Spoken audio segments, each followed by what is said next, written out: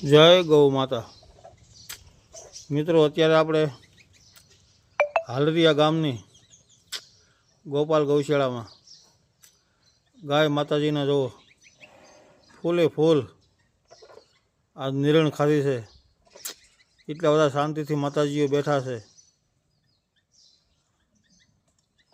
કાલ 100 મણ ઝાર નાખી હતી એટલે અત્યારમાં તો આરામથી બેઠા છે માતાજી। અને દાતાઓ પણ ગાય માતાજી માટે ઘણું આપે છે, પૂછ્યું નથી રહેવા દેતા।